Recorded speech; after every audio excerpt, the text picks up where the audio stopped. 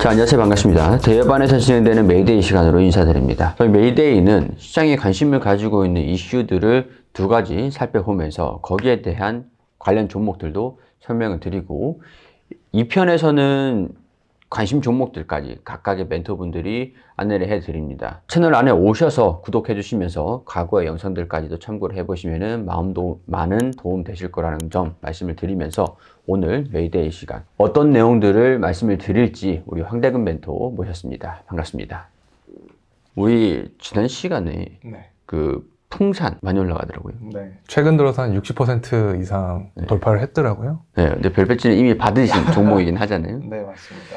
근데 그 뒤로 또 계속 올라가고 있더라고요. 네, 좀 운이 좀 따른 거죠, 사실은. 최근에 구리 가격도 고공행진해주는 모습을 보여주고 있기 때문에 풍산이 또 대표적인 구리 관련된 종목이잖아요. 그렇죠. 네, 그래서 최근에 중동의 지정학적인 리스크까지 도와주면서 어떻게 보면 방산주에 대한 수요도 증가를 하고 있기 때문에 전반적으로 업황의 강세에 따라서 풍산이 상승을 해주고 있는 흐름세를 보여주고 있다. 글쎄요, 그때 당시에 뭐 수요가 많이 늘어나면서 구리 가격이 상승을 했던 게 아니라고 우리가 얘기를 했었잖아요.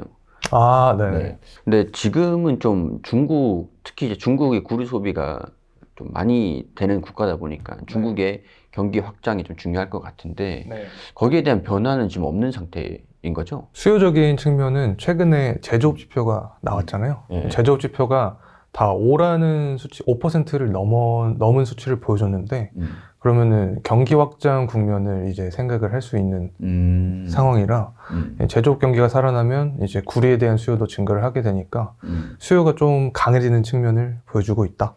뭐 이렇게 생각하면 좋을 것 같습니다. 그럼 당시에는 제조업 지표라든가 뭐 동기화된 그런 지표가, 경기 지표가 좀 없었던 상태에서 지리적인 이슈들로 인해서 구리 가격이 상승하는 줄 알았는데, 경기도 조금 회복하는 모습들을 이제 확장 국면으로 진입하는 것들도 염두를 해둔다면 지금의 구리 가격은 수요도 어느 정도 뒷받침되고 있는 가격이지 않을까. 그러면은 풍산의 주가 상승은 실적으로 이어질 가능성들도 있겠네요.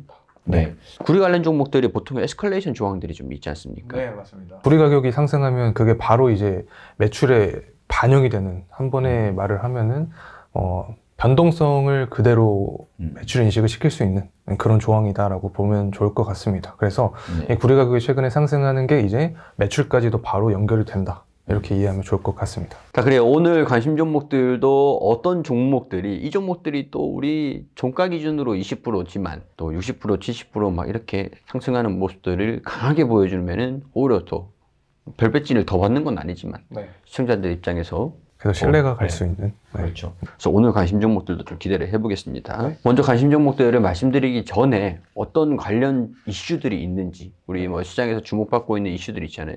우리 또 조선 멘토지지 않습니까? 그죠? 한번 또 하나 차근차근 풀어가 보도록 하겠습니다. 자, 어떤 이슈들이 있습니까? 최근에 조선은 업황이 굉장히 좋은 좀 모습을 보여주고 있습니다. 시장이 전반적으로 사실 변동성이 좀 높은 모습이었잖아요, 최근에. 그렇죠. 전쟁 때문에. 저희가 분석 영상을 진행하다가도 중간중간에 전쟁 이슈가 바뀌면 영상을 다시 촬영하고 뭐 이런 경우도 있었어가지고 시장의 변동성이 컸는데, 조선은 좀 견고한 좀 모습을 보여줬습니다. 최근 들어서 외국인이나 기관도 대량 순매수가 들어온 만큼 시장에 관심을 받고 있는 상황이다.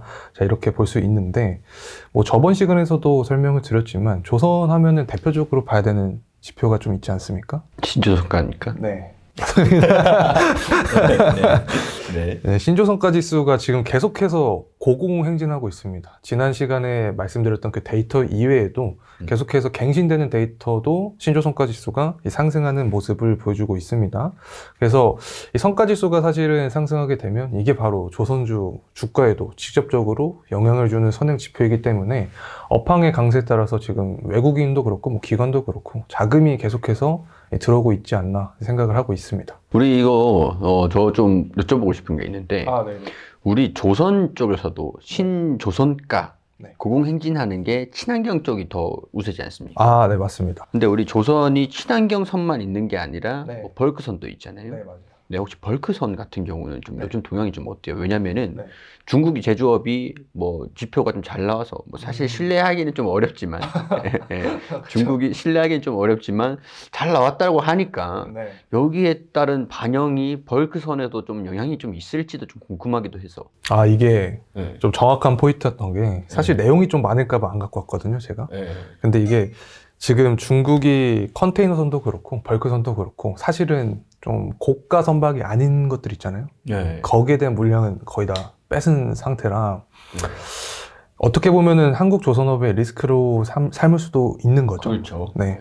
근데 이제 계속해서 우리나라 같은 경우에는 밀고 나가는 전략 자체가 물량 자체는 포기를 하더라도 그렇죠. 고선가만 수주를 하겠다. 그렇기 때문에 어떻게 보면은 하나를 잃고 두 개를 얻는 그런 전략을 펼치고 있지 않나 생각을 하고 있습니다. 네. 그래서 벌크선 같은 경우는 시초평가가 좀 변동이 되고 있는 거는 크게는 없겠네요. 그러면. 네, 맞습니다. 네.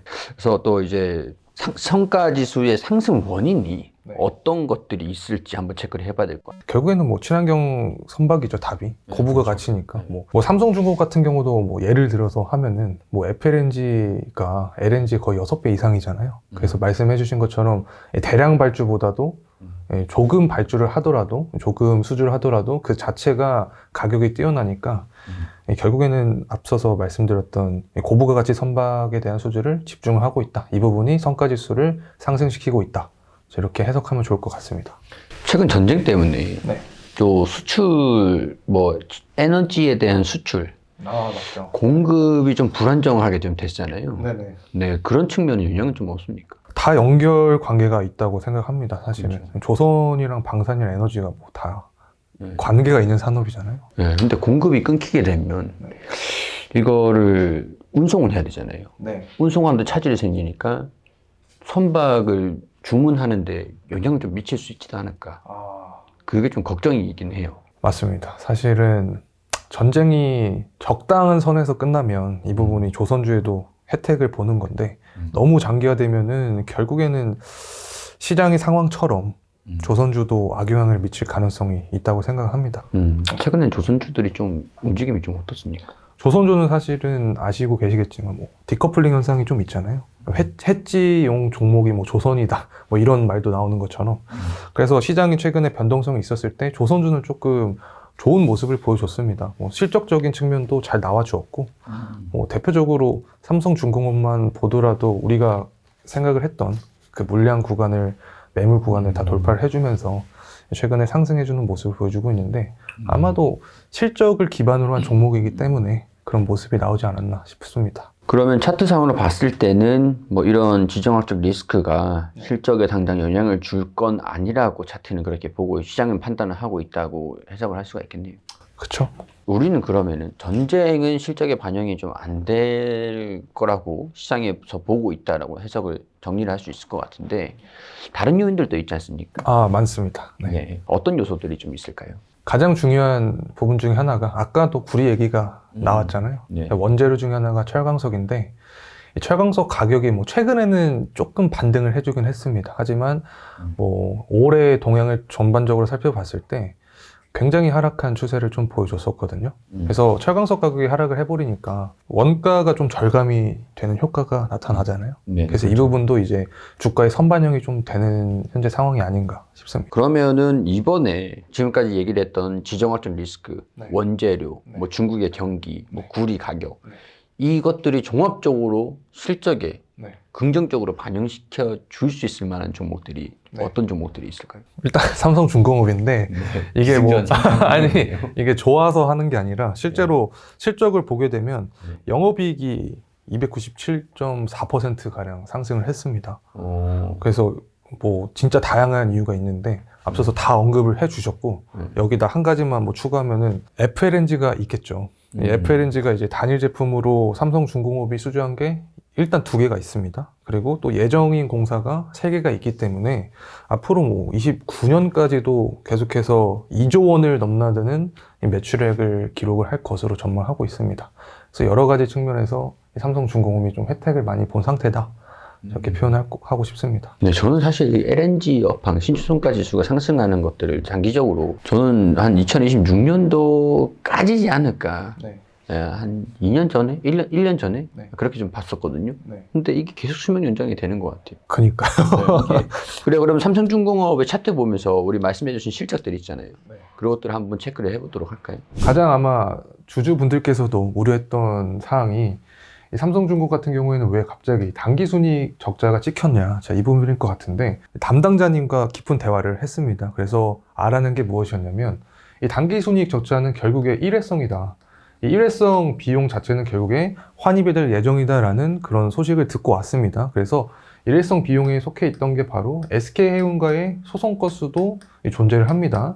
그리고 들이신 매각 대금이 내적이 있었는데 이 부분도 반영이 되지 않았기 때문에 이 단기적으로 일회성으로 당기순이익 적자를 기록을 했다. 자, 이렇게 표현할 수 있을 것 같습니다. 하지만 이 부분은 결국에는 나중에 다 환입이 될 예정이기 때문에 우리가 걱정할 사항은 아니다라고 제가 말씀을 드렸었는데 실제로 연간 실적을 좀 함께 살펴보게 되면 2024년 12월 달 기준으로 전망치를 좀 비교를 해보면 아직 뭐 확정은 아니지만 예상 컨센입니다. 비교를 해보면 이 영업이익 같은 경우에도 23년과 비교했을 때 대략적으로 한 2배 이상 증가할 전망을 하고 있습니다.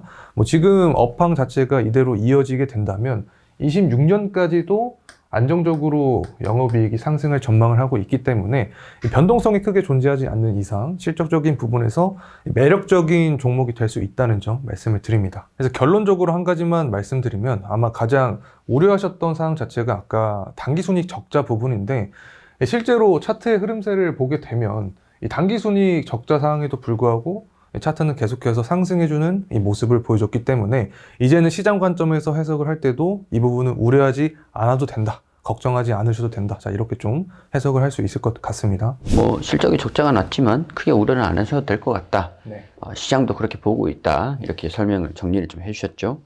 그 다음에는 또 한 종목 더 어떤 관련 종목이 조선주에서 네. 이 종목도 한번 보시는 게 좋을 것 같다. 하나오션이라고 뭐 다들 아실 거라고 봅니다. 네. 사실 하나오션 같은 경우에는 조선도 그렇지만 방산 부분에서도 일가견이 있잖아요. 잠수함요? 네. 네. 특히 잠수함 같은 경우에는 뭐 친환경 이 선박처럼 이 고성가이기 때문에 이 부분이 성과지수를 계속해서 올리는 근원이 된다. 자, 이렇게 표현할 수 있는데 지금 4년 만에 연간 흑자를 전환을 했습니다. 하나오션도. 그래서 뭐 마찬가지입니다. 사실 고성가만 특별하게 선별수주하겠다라는 고집을 하나오션 측면에서는 계속 가지고 있었는데 이 부분이 통했다라고 볼 수 있는 거죠, 사실. 네, 그럼 우리 차트하고 재무도 한번 보면서 어떤 식으로 좀 변화가 있었는지 체크를 좀 해볼까요? 하나오션도 사실은 재무적인 측면에서 좀 특징이 있기 때문에 가져왔는데 2022년 12월이죠. 당시를 좀 보게 되면 계속해서 영업이익부터 해서 적자가 좀 났습니다. 당기순이익도 적자를 보여줬는데 갑자기 23년 12월에 당기순이익이 대폭 개선된 모습을 보여주고 있습니다. 그래서 이 부분이 왜 그럴까 좀 생각을 해보면 이 하나오션 같은 경우 영업이익이 적자가 났을 때도 이 충당금을 계속해서 내고 있던 상황이었습니다. 하지만 이 부분 이외에 이제 조선 업황이 강세가 찾아오고 실적도 개선세를 보여주면서 충당금이 환입이 된 거죠. 그러면서 영업이익 측면도 거의 당기순이익이죠. 당기순이익 측면도 거의 한 1조가량이 증가한 모습을 보여주었다. 좀 이렇게 해석을 하면 좋을 것 같습니다. 어쨌든 뭐 요약해서 설명드리면 하나오션의 재무적인 측면이 굉장히 상승한 현재 모습을 보여주고 있다. 자, 이렇게 말씀을 좀 드리면 될 것 같습니다. 하나오션의 차트 흐름세인데 뭐 대표적인 게 바로 유상증자가 있었었죠. 당시의 요인 자체가 이 방산에 대한 투자를 하겠다라는 이유가 나와주면서 유상증자 권례락 이후에 계속해서 조금 차트가 무너진 형태를 보여줬습니다. 가격 안정화가 필요한 구간이었고 최근 들어서는 이렇게 주가가 상승하고 있는 상황인데 당연히 아까 설명드렸던 환입금에 대한 긍정적인 모멘텀도 작용을 했겠죠. 그리고 최근 들어서 원자재 가격도 하락을 해주고 있기 때문에 전반적인 업황 강세에 더불어서 하나오션 주가도 상승을 해주고 있다. 자, 이렇게 표현하면 좋을 것 같습니다. 자, 매대 1편에서는 우리 지난 시간에서 풍산 그 주가 움직임들을 리뷰를 왜 이렇게 움직이고 있는지 리뷰도 해주셨고 삼성중공업이랑 하나오션 체크를 해봤고요. 우리 곧 이어서 메이데이 2편으로 진행이 될 텐데 관심 종목들도 제시를 해드릴 테니까 색다른 이슈들도 체크를 해보면서 메이데이 2편으로 채널 오시면 바로 만나보실 수 있습니다.